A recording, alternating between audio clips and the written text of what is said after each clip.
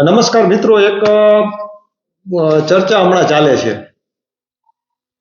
એક લગ્ન જીવનમાં ભારતીય સંસ્કૃતિમાં જો કે આવી ઘટનાઓ બને જે કલંક કહેવાય મોટું ભારતીય સંસ્કૃતિમાં, જ્યાં લગ્ન સંસ્થા અને કુટુંબ સંસ્થા જેવી વર્ષો જૂની સંસ્થાઓ અડીખમ ઊભી છે અને એના કારણે હજારો વર્ષ જે પ્રાચીન સંસ્કૃતિઓ જૂની છે એમાંની આ સંસ્કૃતિ ટકી છે, એનો મૂળભૂત સ્તંભ કહેવાય એવી લગ્ન સંસ્થા એને કલંક લાગે ને એવો કિસ્સો બન્યો. અમે વાંચતા હતા સિયા, કેતન ને ચેતનનો. સિયા નામની છોકરીની હગાઈ થાય છે કેતન સાથે, ને કેતન એનું અફેર હોય છે ચેતન સાથે, અને પછી એક કિલ્લા ઉપર જઈને એક કાવતરું રચીને ધક્કો મારી દે છે. મિત્રો, આનું થયું. સોનું રઘુવંશીનો એક બનાવ બન્યો, મુસ્કાનનો એક બનાવ બન્યો. અને મિત્રો, બનાવ કેટલા બન્યા છે ખબર? આ ખાલી હિન્દી પ્રદેશો છે ને એનું એક સર્વે થયું ને તો 2026માં 6 મહિના એટલે કે જાન્યુઆરીથી જૂન સુધીમાં 300 એવા મર્ડર કેસ થયા કે પત્નીએ એના પતિની હત્યા કરી નાખી, પત્નીએ પતિની હત્યા કરી હોય. આવો, આ તો બહુ ગંભીર બાબત કહેવાય. હવે આવી ગંભીર બાબતો આપણને શું લાગે, શા માટે લાગે છે મિત્રો? પત્નીએ એટલે કે સ્ત્રી છે, સ્ત્રીએ એના પતિની એટલે પુરુષની હત્યા કરી. આ ગંભીરતા આપણને એટલે લાગે છે કે અત્યાર સુધી આપણું જે સમાજ હતો ને, આપણને ખબર છે ભારતીય સમાજ એ પુરુષ પ્રધાન સમાજ હતો. ખૂબ હિંસા થઈ છે સ્ત્રી ઉપર, ખૂબ હિંસા થઈ. એનું સ્વાતંત્ર્ય છીનવી અને છિન્ન ભિન્ન કરીને અને ગુલામ જેવી અવસ્થામાં આજ સુધી સ્ત્રીને રાખી છે. હકીકતની વાત છે. પ્રાચીન સમયમાં જોઈ તો વૈદિક યુગની અંદર સ્ત્રીની આમ માન સન્માન જળવાતું. યત્ર પૂજન્તે નારી તત્ર રમંતી દેવતા, એવો એક સરસ મજાનો સમાજ હતો. પણ આ સમાજમાં પુરુષ પ્રધાનતા પછી કાયમી રહી. સ્ત્રીએ કાયમી ડિપેન્ડન્ટ રહી છે પુરુષ ઉપર, અને એ સ્ત્રી હવે સ્વતંત્ર થઈ છે. 2005 સુધી ઘરાવ થયેલી હિંસા એનો કાનૂન પણ નહોતો. 2005 પછી કાનૂન આવ્યો, પણ આ સ્વતંત્રતા હવે કદાચ ક્યાં જઈને ઊભી રહે છે. સ્વચ્છંદતા બની ગયો છે સમાજ. એટલી સ્વતંત્રતા કે ઘણી વખત આવી સ્વતંત્રતા આપણા સંસ્કૃતિના જે મૂલ્યો હતા, આદર્શો હતા, એની ઉપર કુઠરાઘાત થતો હોય એવું લાગે છે આવા કિસ્સાઓ જ્યારે આપણે વાંચીએ છીએ ત્યારે. હવે માનો કે 2018 પછી એવું આવ્યું કે ભાઈ મૈત્રી કરારમાં રહેવું હોય તો રજીસ્ટ્રેશન કરાવીને રહેવું. પણ કેટલા કિસ્સાઓમાં એવું આવ્યું છે, પહેલા તો રજીસ્ટ્રેશન ન થતા દેશમાં. હમણાં એક કિસ્સો મેં એવો વાંચ્યો કે જજે એવો ચુકાદો આપ્યો કે ભાઈ સ્ત્રી છે, અત્યારે સ્ત્રી એ પરિણીત સ્ત્રી હોય અને કોઈ પર પુરુષ સાથે સંબંધ રાખતી હોય તો એનો કોઈ કાનૂન નથી, ગુનો નથી. એનો ગુનો કેટલો છે કે છૂટાછેડા લેવા હોય ને તો એમાં એક આધાર બને છે.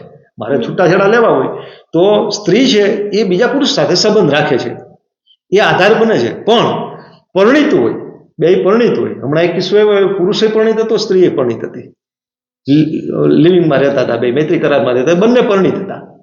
અને બંનેએ કેસ કર્યો કે અમારા ઘરના લોકો અમને કનેડે છે, તકલીફ આપે છે, એટલે ન્યાયાલયે એવું જજમેન્ટ આપ્યું કે એને પ્રોટેક્શન આપો, એને પ્રોટેક્શન આપો. આ સ્વતંત્રતાની વાત કરું છું. સ્વતંત્રતા અમુક હદ સુધી બરાબર છે, પછી સ્વચ્છંદતા આવી જાય છે. એક સ્ત્રી હતી આ સમાજની કે જે પરણીને એક વખત 7 ફેરા ફરી લે, પછી એમ કહેતી કે એક બહુમાં 2 બહુ ન થાય. મેં તો આવી ઘટનાઓ જોઈ છે ને સમજાવીએ કે ભાઈ હવે તું આ કહેવાય ને કાળ મુખો પુરુષ હવે સુધરશે નહીં ભાઈ, તું ત્યાંથી વહી આવી. તો એ કે નહીં, હવે હું આવું જ નહીં, એક બહુમાં 2 બહુ ન કરું. આ સમર્પણ ભાવ હતો. ઘણી વખત આપણે નારીવાદીઓ એક સમાજ છે એમ કે સમર્પણ ભાવના નામે તમે સ્ત્રીને ગુલામ કરી દીધી, સ્ત્રીનું શોષણ કર્યું છે. પણ મિત્રો, એ જે ભાવ છે ને, પરસ્પરના આધારે જીવન જીવતા હોય. પેલા એ વાસણો ખખડતા હોય, ખખડે, દરેક રસોડામાં વાસણ ખખડતું હોય છે, પણ ખખડતા જેને આપણે ઠોબારા વાસણ કહીએ ને, હવે શું છે ખબર? ઠોબારું વાસણ એટલે ગોબા પડેલું વાસણ ફેંકી દેવાનું. અને પેલા ગોબા પડેલું વાસણ ગોબો ઉપાડી અને વાપરી લેવાનું, ભેગું રાખવાનું, એને રસોડામાંથી કાઢવાનું નહીં. આજે આપણને એકબીજાને કોઈને કાળો થાય, હમણાં એક છૂટાછેડા નહોતું કે એને પત્ની સ્ત્રીને એનો પતિ કાળો થયો અને છૂટાછેડા લીધા, મર્ડર કરી નાખ્યું, એને મર્ડર કરાવી નાખ્યું, કાળો હતો એટલે. એક છૂટાછેડા એવા મેં હમણાં કે એને જજે પૂછ્યું તમને શું તકલીફ છે, એટલે કે એ નાખોરા ઢેડે છે રાતના, એમાં છૂટાછેડા થયા. મિત્રો ડાયવોર્સ અત્યારે આમ જોઈએ તો આપણે ભણેલ ગણેલ થઈ ગયા, શિક્ષિત થઈ ગયા, છતાંય ડાયવોર્સ છૂટાછેડાનો રેશિયો આપણા સમાજમાં અધધ વધતો જાય છે. કઈ આમ ઢીંગલા ઢીંગલીની રમત હોય ને એવી રીતનું ભેગું થવું, છૂટું થવું. એક સમય એવો હતો, ઘણી વખત પુરુષ એમ બોલે કે ભાઈ તું આઈ જાય ને તો તારા જેવી હાથ લઈ આવ. આ વસ્તુ એક હિંસા છે, પાતક છે. પણ અત્યારે સ્ત્રી એમ કે છે કે ભાઈ તને તારે મારી સાથે રહેવું હોય તો આ શરતે હું રહું, અને એ શરત બધી જ રાખવી પડે છે, પાડવી પડે છે. ઘણી વખત તો સગાઈ પહેલા હવે એ છોકરાના માતા પિતા ડરે છે. પેલા એમ હતું કે ભાઈ છૂટા ન થાય, ભેગા રહીએ, ઘરની આબરૂનું ઓલું ન કરે, એટલે સુધી હતું. બહુ તો એને ભેગું ન ખાવતું તો છૂટા કરી દે, એટલે સુધી ડર હતો. હવે તો એ ડર લાગે છે કે મારી પુત્ર વધુ મારા પુત્રની હત્યા ન કરી નાખે. જો આટલે સુધી આપણે સેફટી સુરક્ષા રાખવી પડતી હોય, આટલે બધી સુધી વિચારવું પડતું હોય તો સ્થિતિ ખૂબ ગંભીર કહેવાય. છેલ્લે આ ઘટના બની પછી તો બહુ ખોફ વધી ગયો, દરેક ઘરની અંદર આમની ચર્ચા થતી છે. હા, અને આવી વારંવાર થાય છે. જો ને જાન્યુઆરી થી જૂન સુધીમાં આવા 300 મર્ડર કેસ થાય, સ્ત્રી પુરુષને મારી નાખે, એ બહુ ગંભીર બાબત કહેવાય. 2005 પછી આ હિંસા ડોમેસ્ટિક વાયોલન્સને કાયદો આવ્યો 2005 થી. પણ આ કાયદાનો કાનૂનનો ઉપયોગ મિત્ર ક્યાં થાય છે ખબર છે? ખરેખર જેની ઉપર શોષણ થાય છે, ખરેખર જેની ઉપર શોષણ થાય છે એ પાછા આમ આબરૂ, ખાનદાની ઇજ્જત, આવું બધું જોવે છે માતા પિતાની. એટલે કે એ કાનૂનનો ક્યાંય ઉપયોગ નથી કરતા, સહન કરી લે છે અથવા છૂટા થઈ જાય છે. મોટે ભાગે તો આવી સ્ત્રીઓ સહન કરે છે, જે ન જ કરવું જોઈએ સહન, એ સહન કરે છે. અને આ કાનૂન 2005 પછી બન્યો, અને એનો ઉપયોગ જેણે કર્યો છે એ કોઈ સહન કરવા વાળો વર્ગ નથી, બહુ જૂજ છે. મોટે ભાગે એણે આ આઈપીસી ધારાનો લાભ લઈ અને પુરુષને દબાવવાનું કામ કર્યું છે, પુરુષને દબાવવાનું કામ કર્યું, ધમકાવવાનું કામ કર્યું છે, એક બાંધમાં રાખ્યું છે. પેલા લગ્ન થતું ને ત્યારે સગાઈ થાય એટલે એ છોકરી હોય, પત્ની જે બનવાની હોય, એ સાસુ સસરાથી ડરતી. હવે સાસુ સસરા એ આવનારી પુત્ર વધુથી ડરે છે, કાંપે છે, થરથર ધ્રુજે છે, બધી બીક છે કે આ મારા પાછી વહી જાય તો, અથવા તો આ મારા છોકરાને લઈને વહી જાય તો. ઘણા બધા ડર છે. આટલું બધું હતું ત્યાં સુધી તો ઠીક છે, પણ મર્ડર સુધી કિસ્સો પહોંચે એ ખૂબ ગંભીર બાબત છે. આવી વાત આવે શા માટે, મર્ડર થાય શા માટે? એની પાછળનું કારણ છે સોશિયલ મીડિયા, પશ્ચિમી સંસ્કૃતિનું આંધળું અનુકરણ. મિત્રો એક એપ્લિકેશન બની છે, એ એપ્લિકેશનનું નામ છે extra merit affairs app. Extra merit affairs act. આ એપ્લિકેશન એક એવી એપ્લિકેશન છે કે કોઈએ અફેર્સમાં રહેવું હોય, કોઈ એવા અનૈતિક સંબંધો રાખવા હોય તો આ એપ્લિકેશન ડાઉનલોડ કરીને એમાં જોડાવો, તમને એવું પાત્ર મળી જશે. મિત્રો આ એપ્લિકેશન થયા પછી 4 દિવસની અંદર 4 મિલિયન એટલે 40 લાખ લોકો જોડાઈ ગયા હતા. 4 મિલિયન 40 લાખ લોકો 4 દિવસમાં જોડાઈ ગયા હતા. આ કેવી મનસ્થિતિ બતાવે છે આપણા સમાજની, સંસ્કૃતિની? બહુ ગંભીર બાબત કહેવાય. અનૈતિક સંબંધો અટાણે તમે જુઓ, વેબ સિરીઝ જુઓ, સિરિયલો જુઓ, એકતા કપૂર ને આવા બધા હાલી નીકળ્યા છે. એમાંથી કોમન મેન તો વહી ગયો છે. ખેતરમાં કામ કરતો કે ઘરની ગૃહિણી શ્રમ કરતી, એ શબ્દ જ જતો રહ્યો છે. કોમન મેન અલોપ થઈ ગયો, અદ્રશ્ય થઈ ગયો. જાજરમાન બંગલાઓ હોય, જાજરમાન દાદરાઓ હોય, જાજરમાન સાડીઓ પહેરી હોય અને પાર્ટીઓ ચાલતી હોય, હાથમાં ઓલું પીતા હોય અને એકબીજા અફેર્સની વાતો અને અફેર્સ થતા હોય. આ જ વાત ચાલે છે. આને જાણે કે આમ હીરોગીરી તરીકે છે ને પ્રસ્થાપિત કર્યું હોય ને આપણા સમાજે, એવી સ્થિતિ આપણા સમાજની ઊભી થઈ છે. અને હાઉસવાઈફ, હાઉસવાઈફ તો એક લઘુતા જેવો શબ્દ લાગે છે. હસે છે બધા, તું હાઉસવાઈફ છો? મિત્રો, હાઉસવાઈફ એટલે કેવડું મોટી પદવી છે. એક સમાજ ઉભો કરે, એક કુટુંબને સાચવે છે, બધાને કાંઠે બાંધી રાખે છે. અને એક સમાજની તરક્કીમાં હાઉસવાઈફનો કેટલો હાથ છે, કેટલું યોગદાન છે. પણ આ બધી પરિસ્થિતિ છે ને એ તો અત્યારે સમાજમાં દેખાય જ છે, હમ. પણ એનું સોલ્યુશન શું? આ સ્થિતિ છે એને કંટ્રોલ કરવી, ફરી પાછો હતો એ સમાજ આપણે નિર્માણ કરવો, તો એનું સોલ્યુશન શું? આ જે નવી જનરેશન છે એ તો સમજવાની જ નથી, કારણ કે એને તો એ પેલું બધું છે એ બધું સ્વીકારી લીધું છે, એને એને બધું જોયું જ નથી. જૂનું બધું એને ખરાબ જ લાગે છે. તો આનું સોલ્યુશન શું એમ? આનું સોલ્યુશન છે ને ઘરમાંથી જ પેરેન્ટ્સ પાસે જ હોય છે. પેરેન્ટ્સ પાસે હોય છે. મૂળ દીકરી જ્યારે ઉગતી હોય છે, ઊભી થતી હોય છે, છોડ જેમ કહીએ ને, કુમળો છોડ વાળીએ તેમ ભળે, એમ ઘરની અંદર આવા અફેર્સ હોય ને. માનો કે સિકંદર હતો, તો સિકંદર કેમ આટલો બધો હિંસક થયો? તો એના માતા પિતા હતા ને, એ સતત ઝઘડો કરતા હતા. સમજાણું? એક એની માતા હતી પેલી નાગિન જેવી જાદુગરની હતી, અને એનો બાપ યોદ્ધો હતો, અને એ સિકંદરે સતત જોયું હતું, એટલે એ હિંસક થયો. ઘરમાં બાળકો છે ને, બાળકો એ આપણે શું કહીએ છીએ એમને એના કરતા શું કરીએ છીએ, આ સિદ્ધેશ્વરનું ચિત્ર લઈ લે છે બાળકો. એટલે કેટલીક બાબતો જડતા પણ છે. જયશ્રી, જડતા, વધારે પડતો આદર્શ, આમ જ કરવાનું તમારે ઘરમાં, અહીંયા બેસવાનું. આ જે જડતા છે ને એ પણ મારી નાખે. સ્વતંત્રતા બાળકને નાનપણથી મળવી જોઈએ. આ સ્થિતિ આવવાનું એક કારણ તમે કહો ને એમ જડતાઈ છે. એને સ્પ્રિંગની જેમ ઠોકી દે છે. હવે આ સિયા છે, કર્યું શા માટે? સિયા એટલે આપણે એને કોઈ એને સારી તરફેણ નથી કરતા, પણ એના બાપને કેમ ન કહી શકી કે મારે અહીંયા નથી પરણવું અને મારે આ કેતન છે? જો એટલી કહેવાની છૂટ આપી હોત અને એણે કીધું હોત, કહી શકી હોત, ભલે કેતન એને પરણાવી ન હોત, પણ એટલું કીધા પછી એના બાપે એને સમજાવવાની તાકાત હોત કે બેટા, એ કેતન કોણ છે અને આ ચેતન કોણ, એનો ડિફરન્સ આ છે. તારી ઉંમર હજી 20 વર્ષની નથી થઈ, 18 વર્ષની નહોતી થઈ, 20 વર્ષની નહીં, 18 વર્ષની છોકરી હતી. મિત્રો, આ સ્ત્રી જે છોકરી ભાગી જાય છે એ પ્રેમ શોધવા જાય છે. પ્રેમ શોધવા, પ્રેમ મળતો નથી. જે ઘરમાં નથી મળતું એ બહાર શોધે છે. ઘરમાં પ્રેમ નથી મળતો તો બહાર શોધવા જાય છે.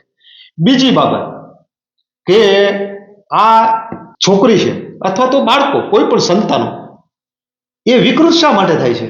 કારણ કે વિકૃતિ શું છે? આપણે કહીએ સેક્સ્યુઅલ એજ્યુકેશન માતા પિતાએ આપવું જોઈએ. માતા પિતાએ આપવું જોઈએ. એને કહેવું જોઈએ કે ભાઈ, તું જેને કહે વિકૃતિ નથી, એ નેચર છે.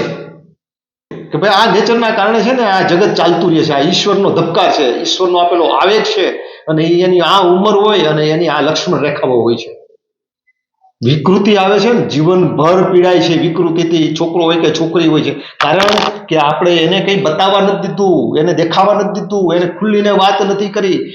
એ ઘરમાં તે કીધું ને કે આનું સોલ્યુશન હું, એને આપણા શાસ્ત્રોમાં લખ્યું છે કે 16 વર્ષ પછી મિત્ર બનાવી દેવો. 16 વર્ષે એમની છે ને 9 વર્ષની બુદ્ધિ પ્રગટ થાય છે. 9 વર્ષ સુધી બાળક હોય ને ભાવની બેઠક ઉપર હોય. એને કઈ ચાંદો મામો, તો ચાંદના મામા તરીકે નમન કરે, મામા તરીકે ની વાતો કરે. 9 વર્ષે બુદ્ધિ એના અંદર પ્રવેશે છે.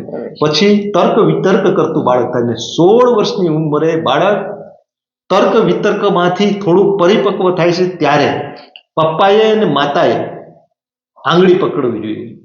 દીકરાને પપ્પાએ આ સંબંધો સમજાવવા જોઈએ. અમુક છુપ્પી વાતો છે ને એ પિતાએ દીકરાને સમજાવવી જોઈએ. અને માતાએ 16 વર્ષની દીકરી પછી, આમ તો ઋતુકાળમાં આવે પહેલા જ એને અમુક જે જ્ઞાન છે એ આપવું જોઈએ, નિખાલસતાથી આપવું જોઈએ. અને 25 વર્ષની થાય ને, સંશોધન છે વિજ્ઞાનનું, 25 વર્ષ સુધી દીકરી બુદ્ધિથી પરિપક્વ નથી થતી. 25 વર્ષ સુધી મનોવિજ્ઞાન કે છે. એટલે તમે જુઓ ને કે કોલેજ કરતી છોકરીઓ હજી ભાગી જાય, હાઈસ્કૂલમાંથી ભાગી જાય, પણ પછી પીજીમાં પહોંચ્યા પછી એ ગમે એની આરે ભાગી નહીં જાય. પછી એ બધું વિચારી શકે, પણ પરિપક્વતા આવતા વાર લાગે છે. આ પરિપક્વતા નથી આવતી એ પહેલા એને ઘરની અંદર ઘણા બધું શિક્ષણ આપવું જોઈએ. હવે તો વિચાર કરો, મોબાઈલ બેફામ રીતે તમે જુઓ તો 8-8 કલાક મોબાઈલ જે છોકરો કે છોકરી જોતા હોય, તો શું જોવે છે આટલું બધું? એને ખબર પડવી જોઈએ કે જે રીલ જોવો છો ને એ 24 કલાકમાંથી એક બનાવેલી કૃત્રિમ મિનિટ છે કોઈના દાંપત્યની, કોઈ છોકરા છોકરીઓની. એ સાચી હકીકત નથી, વર્ચ્યુઅલ્સ છે, એક્ચ્યુઅલ નથી. એ બાળકોને ખબર પડવી જોઈએ. પશ્ચિમી સંસ્કૃતિમાં શું અને આપણી સંસ્કૃતિમાં શું છે ફરક, એને ખબર પડવી જોઈએ. એને ખબર પડવી જોઈએ કે આ ભારતીય સંસ્કૃતિના આવા આવા ચરિત્રો છે. આપણો આદર્શ છે એ અભિમન્યુ છે, આપણો આદર્શ છે રામ સીતાનું દાંપત્ય જીવન છે, આપણો આદર્શ છે કૃષ્ણ છે. એને બધી ફોટોગ્રાફી ચરિત્રો એને બતાવવા જોઈએ. ક્યારે? ધોરણ 5માં હોય ને, એટલે કે 11 વર્ષનું બાળક હોય ને, ત્યાંથી જે બાળક રામાયણ અને મહાભારત એને સાચી રીતે જોડી દેવાનું. આધ્યાત્મિકતા સાથે એટલે ફિલોસોફિકલ નહીં. બાળકો ફિલોસોફી નહીં સમજી શકે. એને ચરિત્રો દ્વારા એને થકવવાના, એની સાથે રમવાનું, એનું સેરોટોનિન, ડોપામાઇન, ઓક્ઝાટિસિન આમ હાંફવા માંડે, અંદર પ્રોગ્રામિંગ તૈયાર થવા માંડે. તઈ ગયો બેટા અહીંયા બેસું, હું તમને આ એક વાત કહું, એક પ્રસંગ, એક ઘટનાની વાત કહું. અને પછી એક ઘટનાની વાત કરવા, એ ખુદીરામ બોઝની હોય, શહીદ ભગતસિંહની હોય, કે કોઈ જીવનના પ્રસંગોની હોય. એ એના અનકોન્શિયસ માઇન્ડમાં એનું શીલ બનાવશે, ચારિત્ર બનાવશે. અને એ જે સંસ્કાર હશે ને, એ કોઈ પણ એવી પાતળામાં પાતળી પરિસ્થિતિમાંથી પસાર થાય ને તોય એ નહીં કરી શકે. સિયાએ હત્યા થોડી કરવાની હતી. હત્યા નહોતું એ બરાબર છે, અને પ્રેમ છો એ બરાબર છે, ત્યાં સુધી બરાબર બધું ચાલો. પણ કોઈના દીકરાને પતાવી દેવું એ બહુ ખરા એની જિમ્મેદારી છે, એની જવાબદારી છે. મને પ્રેમ કરવો એ બરાબર છે, મને ખોટી રીતે પરણાવી. ઘણા એમાં સ્ટ્રોલ કરે, તમે મેસેજ વાંચો ને એના કોમેન્ટ, તો કે ના એને પરણાવી દીધી તો શું કરે. એવો તરફેણ કરવા વાળો પણ એક વર્ગ છે. જવાબદારી છે, ગમે એમ પરણાવી તો પરિસ્થિતિને કેમ કાબુમાં લાવી, કેવી રીતનું આગળ વધવું, એ વ્યક્તિની જવાબદારી છે.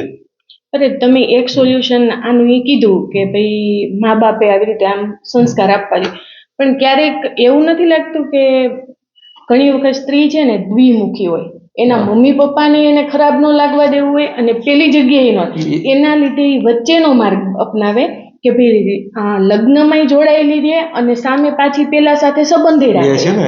એવી તો કેટલી સ્ત્રીઓ. હા, એ બે મુખડા વાળા દરેક વ્યક્તિત્વ જ્યાં તો આમાં શું કરવાનું? હું તને કહું, આવું ક્યારે થાય છે? બે મુખડાનું વ્યક્તિત્વ ક્યારે બને ખબર?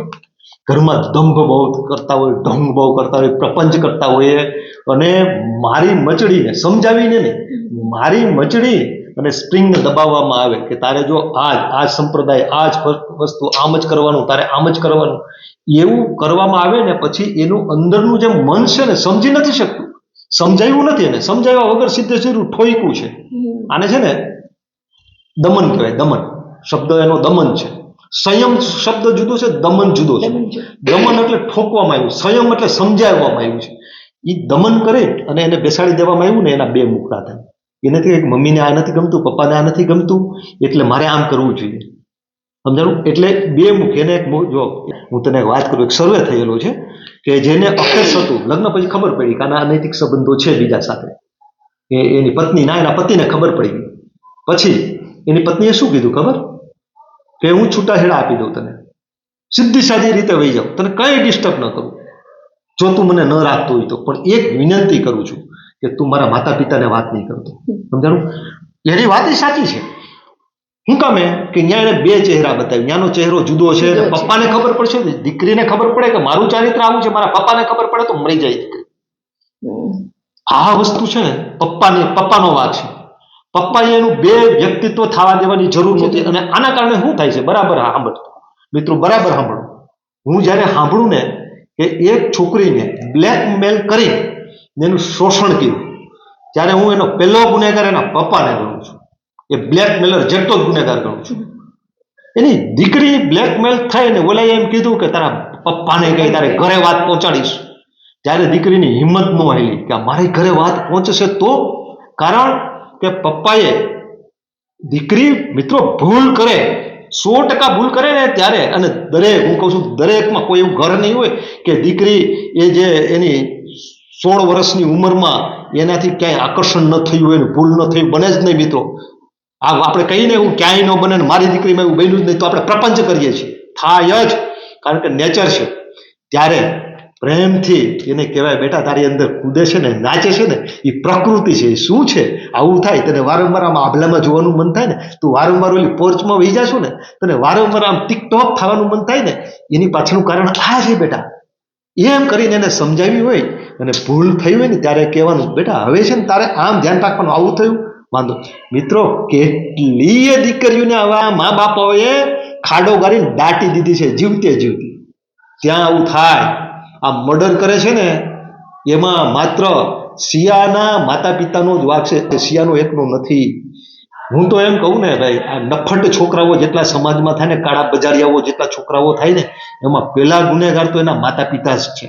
જવાબદારી છે મારા ઘરમાં મારે એક આતંકવાદી પેદા કરવો કે આ દેશનો એક મહાપુરુષ પેદા કરવો, એ મારા વર્તન ઉપર, મારા વ્યવહાર ઉપર, મારી વાણી ઉપર, મારી કેળવણી ઉપર આધાર રાખે છે. એટલે મિત્રો કેળવણી બહુ મહત્વની છે. એને આપણે એમ કહી મારી નાખવું, કાપીને કટકા કરી નાખવું, ચટણી ભરી દઉં જો આવું કર્યું તો એ છોકરીને કોઈક બ્લેકમેલ કરશે ને ત્યારે એક જબાન એક શબ્દ નહીં બોલે, શોષણ કરાવે છે પિતા આવું કહીને. આ બહુ મોટી વાત છે. મોટા ભાગે આવું બનતું હોય છે, પણ ઘણી વખત એવું થતું હોય કે નહીં, મા બાપ છોકરી સારા હોય દીકરી છે ને, પણ સંગત દોષ ક્યારેક લાગતો હોય, કારણ સંગત કે દોષ થાય એને હા, તો શું ક્યારેક એવું કરવાનું થાય. એને? એ માતા પિતાની જવાબદારી છે કે જો કે માનો મિત્રો કે અમુક સમયે હું અમુક સમયે ફરતો મારા બાળપણ મારા બાપુજીએ કીધું હતું, આપણા બાપુજીએ કે તું આ છોકરાને ભેરસો ને મને નથી ગમતું, હા, એ સમજાણ? પણ મને આ મારા બાપુજી ઉપર આમ વિશ્વાસ હતો, એ આદર્શ પુરુષ હતા, એ કહે છે તો મારે વિચારવું જોઈએ. એટલે હું ચેતતો રહ્યો અને બાપુજીએ કીધેલા એ શબ્દો વર્ષો પછી મારે યારે અનુભવ થયો ત્યારે ખબર પડી કે બાપુજી એ સમયે સાચા હતા. એટલે આમાં શું થાય ખબર જઈશે, છોકરું હોય ને છોકરું, એ માનો કે હું તને એક દાખલો આપું, એ અહીંથી વાં જાય છે અને ત્યાં પડવાનું છે તો એના બાપે પકડીને નહીં રાખવાનું, એ ત્યાં જાતું ત્યાં પડી જાય એમ નહીં કરવાનું. એને શું કહેવાનું કે બેટા મયાંક ત્યાં પડી જવાય હો, ત્યાં તું પડી જઈશ, ત્યાં નહીં જાતું. એને ખબર જ છે હું આટલું કહીશ તો માનવાનું નથી, પપ્પાને ખબર છે, પણ કેળવણી આ છે એને પડવાઈ દે, અનુભવી લેવા દે ને પછી કે કેમ બેટા હું કહેતો હતો ને કેતન, ત્યારે શું થાય એટલું જ કહેવાનું પપ્પાએ પાછળથી. એનાથી શું થાય, એ કેતનને ખબર પડે કે મયંક એનો જે છોકરો એને ખબર પડે કે પપ્પા કહેતા હોય ને એ વાત સાચી હોય છે. નાની નાની બાબતોમાં છે ને એને એનો વિશ્વાસ જીતવાનો, ધાક ધમકી અને મારીને સમજાવવાનો વારો આવે, પણ એવો વારો ન જ આવે ને એવો પ્રયત્ન કરવાનો, જો આવે તો એનો ઉપયોગ કરવો પડે ત્યારે કરવાનો. કારણ કે એવો ઉપયોગ જેણે કર્યો છે ને, એ ઘણા એમ કે મારા બાપાએ મને તેથી માર્યો ન હોત ને તો હું આ રસ્તે ખરાબ રસ્તે ગયો હોત. એટલે તે કીધું ને સોલ્યુશન માતા પિતા પાસે મોટા ભાગનું છે. હું કહું 80% સોલ્યુશન માતા પિતા પાસે છે. આખો સમાજ છે ને, આખી પૃથ્વી કાંટાની છે તો શું કરવાનું, આખી પૃથ્વીને મઢવા નથી જવાની ચામડાથી. આપણા પગના બૂટ છે ને ચામડાથી મઢાવી લેવાના, આપણા પગ બૂટ પહેરી લેવાના, આપણા છોકરાઓને બૂટ પહેરતા શીખવાડવાના, સૂચ પહેરતા શીખવાડવાનું કે બેટા આ સમાજ છે, માણસ આવો છે. દીકરી જાય ભણવા કે નોકરી કરવા ત્યારે કહેવાય બેટા હવે તારે આ સમાજમાં દરેક તારા પિતા નથી, દરેક તારો ભાઈ નથી, તારે કોઈની ઉપર વિશ્વાસ કરવો, કોની ઉપર વિશ્વાસ ન કરવો. ખૂબ મીઠી મીઠી વાતો કરવા વાળો, તને મદદ કરવા વાળો, કારણ વગરની ચેતજે બેટા એનાથી. એ વિશ્વાસપાત્ર માણસ નથી, આ શીખવાડવાનું છે ઘરે. સમાજની સ્થિતિ જે ભારતીય સંસ્કૃતિની આપણે ધુરા કહીએ છીએ, કુટુંબ સંસ્થા, લગ્ન સંસ્થા, એ ભાંગતી જાય છે. એની પાછળનું કારણ માતા પિતા પોતે સોશિયલ મીડિયામાં ડૂબેલા છે, એટલા બધા પશ્ચિમી કલ્ચરની અંદર ડૂબેલા છે કે જે સંસ્કાર આપણે આપવું જોઈએ આપતા નથી. આસપાસનું વાતાવરણ તો ખરાબ છે, કાનથી સાંભળવા માંગો તો બધે વલ્ગર જ સંભળાય છે, આંખથી જોવા માંગો તો સમાજમાં બીભત્સા સિવાય કાંઈ નથી દેખાતું. આવા સમાજમાં આપણા બાળકોને આપણે સાચવવાના છે, સાચવી શકાય. વિચાર શક્તિ છે ને, સંસ્કાર પાવરફુલ વસ્તુ છે. એક વખત સંસ્કાર આપી દીધા ને, એને ગમે એવું સ્વચ્છંદતા મળશે, ગમે એવું વાતાવરણ મળશે, પછી ડગશે નહીં. અડગ થઈને એ બીજાને પણ સાચવી શકશે, એવી તાકાત છે. અને માત્ર ભોગવાદનો દ્રષ્ટિકોણ ન હોવો જોઈએ. સંબંધો કરીએ ત્યારે માત્ર મિલકત જ જોવી, સંસ્કાર ન જોવો, આ પણ કિસ્સાઓમાં છે. એટલે સ્થિતિ ગંભીર પણ છે અને સ્થિતિને સુધારવા માંગે તો ભારતીય સંસ્કૃતિ પાસે શું છે, way of life, way of thinking, way of worship, એક નમૂનો છે, એક આદર્શ કહેવાય ને કે એક ઉદાહરણ રૂપ સમાજ છે આપણી પાસે, વૈદિક સમાજ. આ સમાજ પ્રમાણે માણસ જીવતો થાય એ પ્રમાણેનો યુગ આવે, એ પ્રમાણેનો રાજા આવે, એ પ્રમાણેનું રાજ્ય આવે, એ પ્રમાણેનું કુટુંબ આવે, એ પ્રમાણેનું સમાજ આવે, એ પ્રમાણેનું શિક્ષણ આવે, એટલે એ સમાજ પછી ફરીથી ઊભો થાય. અને આપણે તો શું જોવાનું છે, સમાજ આવો છે, આ સમાજથી બચવું છે. આખો સમાજ બચાવવાનો કદાચ માણસ ઠેકો ન લે, આમ તો ચિંતા થવી જોઈએ. સમાજ બગડે તો દરેક માણસને ચિંતા થવી જોઈએ, કારણ કે એ સમાજમાં આપણી દીકરી છે, એ સમાજમાં આપણા સંબંધો આપણે પ્રસ્થાપિત કરવાના છે. પણ છતાંય આપણું એક વિશ્વ હોય, દરેકનું વિશ્વ હોય. આપણા વિશ્વને આપણે વૈદિક યુગ બનાવી શકીએ. આપણું વિશ્વ એટલે કોણ? મારું વિશ્વ એટલે મારું ઘર, મારા બાળકો, મારા માતા પિતા, મારા કાકા કાકી, મારા માસા માસી, આટલામાં તો કામ કરીને બનાવી શકું ને એમ. અને આમ જોઈએ ને તો આધ્યાત્મિકતા સાથે જોડાયેલું કુટુંબ છે ને ત્યાં આ સ્થિતિ નથી. તમે જોયું કોઈ પણ આધ્યાત્મિકતા એટલે કોઈ એમાં એ નથી કે આ સંપ્રદાય, પણ આધ્યાત્મિકતા સાથે, અને એ કેવી રીતનું, ઘણી વખત મિત્રો એવું થાય આધ્યાત્મિકતા સાથે જોડાયેલું હોય ને એટલે માતા પિતા જોડાયેલા હોય અને સંતાનોને એમાં ઢસડી જવામાં આવતા હોય, એમ નહીં. એની ફિલોસોફી અથવા તો એનું જે આઉટપુટ છે એને ખબર પડવી જોઈએ, એની ભૂખ લગાડવાની. સમજાણું? તરસ ન લાગે ને, શિક્ષણનો હાર્દ જ આ છે મિત્રો. શિક્ષણ તમે જોજો, કોઈ બાળક હોય ને એને મેથેમેટિક્સ નથી ફાવતું, તમે વિચાર કરજો, મને પોતાને મેથેમેટિક્સ નથી ફાવતું, એની પાછળનું કારણ હોય, કારણ કે મને ગણિતનું પહેલી વાર કોઈ ભણાવ્યું છે ને ત્યારે મને નહીં આવ્યું, મને નહીં આવ્યું તે મને હળધૂત કરવામાં આવ્યું છે, એટલે મને એ વિષયની એલર્જી કરી કે આ વિષય કોઈ દી ભણાય. મને ભૂખ લગાડે ને, શિક્ષણનો મહિમા જ છે ભૂખ લગાડવી. સમજાણું? જંગલની અંદર માનો કે પાણીનું એક ખાબોચિયું ભેળ્યું છે, દુષ્કાળનું વરહ હોય તો ખાબોચિયા પાસે પક્ષીઓ કેમ પહોંચી જાય છે? એને તરસ લાગે છે એટલે શોધી લે છે. એ ખાબોચિયું એની જાહેરાત નથી આપતું, જંગલનું તળાવ એની જાહેરાત નથી આપતું. શિક્ષણનો છે ને મર્મ કે શિક્ષણનો અર્થ જ એ છે કે અંદર એને તરસ લાગવી જોઈએ, એની અંદર જિજ્ઞાસા વૃત્તિ તો કેવી હોય છે આપણી અંદર. બાળક તો કેટલું જિજ્ઞાસુ હોય છે.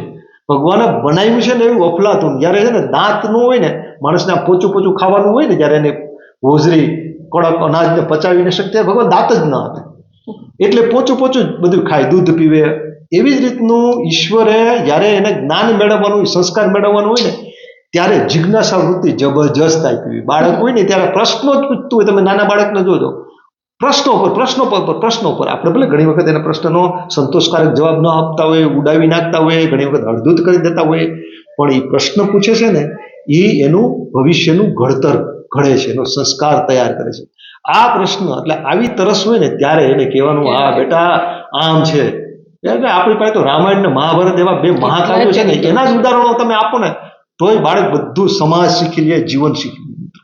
બહુ મોટી વાત છે, લાંબી વાત થાય છે, પણ આવી વાત ઉપર આપણે સૌએ ગંભીર થવું જોઈએ. દરેક કુટુંબે જેની ઘરની અંદર બાળકો મોટા થઈ રહ્યા છે ત્યાં તો બાકી આપણે નહીં કહીએ તો એની હાથે ગોતી લેશે, એની હાથે તો ગોતી જ લેશે, મળી જશે. જેવું જોતું એવું સમાજ આપવા તૈયાર જ છે. આ બટકું મોબાઈલ છે ને જે એ બધું આપી દે. હવે તો AI છે, જે પૂછશું એ આપશે. પણ AI જવાબ આપે ને, આપણે જવાબ આપીએ ને એમાં ફરક પડે, કારણ કે એ મશીન છે. હું હમણાં બેંક મેનેજર પાસે ગયો, સુતરિયા સાહેબ પાસે. એ કે કેમ? હું સાહેબ પૈસા ઉપાડવા ને એટલે આવ્યું. એ કે લે ATM માંથી ન ઉપાડ્યા? હું ATM માં જાવ પણ સાહેબ ATM વાળું ચા નથી પાતું, તમે મને ચા આપો, આપણે ચા પીએ ભેગા ભેગા. આ મશીન અને માણસમાં ફરક છે, ભાવ પુષ્ટિ આપે છે. તમે કોમ્પ્યુટર પાસે ભણો તો હું છોકરાને ભણાવશો, ભણાવી દે, પણ એમ કે બેટા આજ કેમ તારા ચહેરા ઉપર આમ જ્ઞાનની છે, તકલીફ થઈ, તારે ઘરમાં શું પ્રશ્ન આવે છે બેટા, બેસ મને વાત કર હાલ.